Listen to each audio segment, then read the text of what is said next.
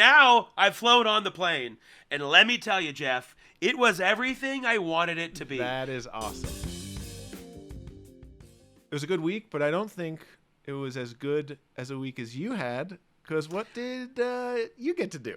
I've had an interesting week. Last week, if you tuned into the pod, I was on tour with David Spade, and we were out in Wisconsin. Wisconsin, talking to the cheeseheads. He had to get home to interview Brendan Fraser for their podcast. That's great. Okay, and so every time that I've flown with David, he flies on what's convenient for him. Great. He doesn't have a brand loyalty. He doesn't give a shit about any of that. He's like, what time works for me, and that's what I'm going to fly. Nice. We've flown Southwest before. We've flown, like, United Coach before. I mean, it doesn't matter. He won't do, like, a Spirit, but, like, if it works, it works for the times, right? That's so great. He had to get back for the Brendan Fraser interview, and he's like, let's just get back early. So he books a private jet, which I told y'all about. We're flying up. We flew, but now I've flown on the plane, and let me tell you, Jeff, it was everything I wanted it to be. That is awesome. It was incredible because so when you fly enough, you know that like the rigmarole of the airport is the worst part, right? For sure. And we literally pull up in the Suburban 13 feet away from the plane. Damn. They unload our shit. I took a picture.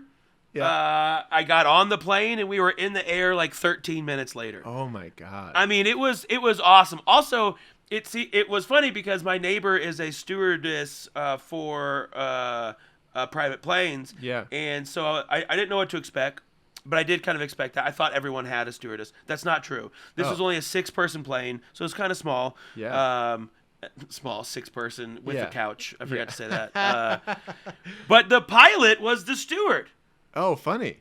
So Wait. So like yeah. So did they walk back? I just imagine they didn't leave, but so funny. so there's 2 pilots, of course, and at one point I'm like sitting up there getting like a drink, and the pilot just turns around. He goes, "What you need?" And I'm like, "You to fly the plane." Hey man, I can figure this. I can figure this out from here. I'm good at this part. I need you to turn around. Yeah, for sure.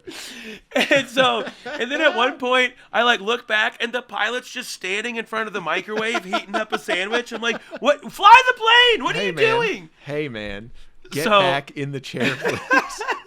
It's not a lot. Like, there's not a lot of jobs out there that you feel entitled to be like, hey man, do your job. That's the one time when you're 30,000 feet in the air and they're making sure you're alive. That's when you go like, hey man, can the ham and cheese wait? Can it wait 2 more hours? That's so funny.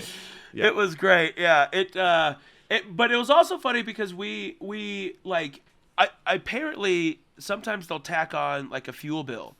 Right.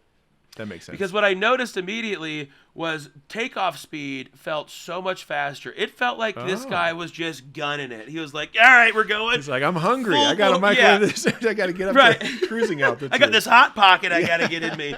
And so it felt like we were going way faster. And when like you don't have a company that's like having to be on the hook for gas, and it goes to the client, they're like, yeah, whatever. Just use as much as you want. Who cares? It's fine. Gun it, dude. That's hilarious. But it was fun. That's so cool.